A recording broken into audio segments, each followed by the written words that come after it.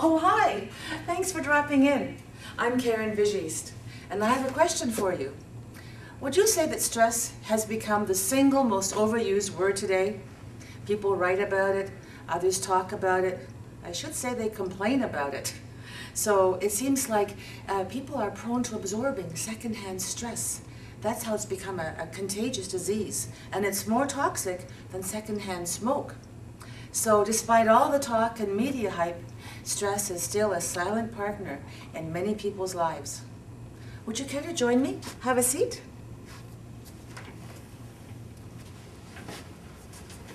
Well, when life stressors get to be a bit too much, people usually will exercise, take yoga, or meditation to relieve their stress.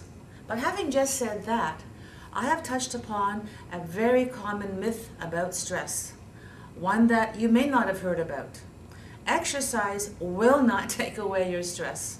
You see, when you do your activity, during that time, your stress levels will be a bit lower, and maybe for a couple of hours afterwards. But if there's a stressor in your life, it's going to come back. Whether you do yoga, meditation, or play a sport, it's going to come right back and just stare you straight in the face. So something more has got to happen. I know this from firsthand. I'm an avid squash player. I love the sport. So in the squash court, I get the endorphin high. And no matter how long I play squash, no matter how hard my sweat glands may pour, the source of my emotional stress is locked away up here. The kokoro program goes beyond the usual deep breathing and meditation. I empower you to lower your stress in a far more practical way. You see, your stress has 3 triggers to it, and most people never get down to the 2nd or 3rd level. And so over time, their stress just keeps building and building until before you know it, you have got a truckload of stress. And sooner or later, something is going to break down. It could be physical in the case of a cardiac event, or it could be a personal relationship breakdown. Of course, there's no pain quite like the pain of a lost love. And this kind of emotional pain actually translates into a heart condition called Takotsubo cardiomyopathy. Here, the left ventricle just seems to balloon out. So needless to say, the quality of our relationships act as biological markers of our health. Did you know that your immune system is actually tracking your stress levels? When your stress level goes up, your immune system goes down and it becomes weaker. And when that happens, your body is open to all kinds of diseases, anything from the common cold to cancer or heart disease. Even the Heart and Stroke Foundation says that stress is a very serious risk factor for heart disease.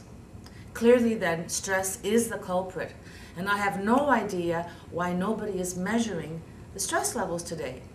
So have you ever wondered whether your stress levels are in the healthy or unhealthy zone? I actually take some time out to assess 5 categories of stress. And here they are. At the very bottom, the print might be a little small, but the first one is predisposition to stress. Then we have stress resiliency, occasional stress, ongoing stress, and physical symptoms of stress. The darker blue columns represent the stress levels at the beginning of my 8-week program. And then the lighter blue columns represent the lighter and clearly lower level of stress after 8 weeks. So this measurement tool has become a real eye-opener for many people, because when you're really stressed out, it's very hard to be objective about your stress. And unfortunately, often unhealthy stress levels have reached people's comfort zone. I named my program after a Japanese word, kokoro, because our English language lacks any one single word that would encompass a core concept of my program. So kokoro stands for emotional, mental, and spiritual wisdom. And just as the Japanese prefer having their open, clean, clear spaces, my website is also very simple and clear. I have no extra clutter of blogs or resource lists, etc. Besides leading kokoro groups, I also do individual counseling, and I enjoy doing corporate talks. I invite you to join a kokoro group with like-minded people, and as people really enjoy doing their physical exercises in a group, our emotional fitness exercises are also done together. And this leads to a really wonderful healing synergy that just pervades the room. Do you think your stress levels might be hurting your heart? Or perhaps putting you at risk for another cardiac event? Or maybe even making your chronic condition worse? I suggest that you check over the 7 questions on the left side of the screen here.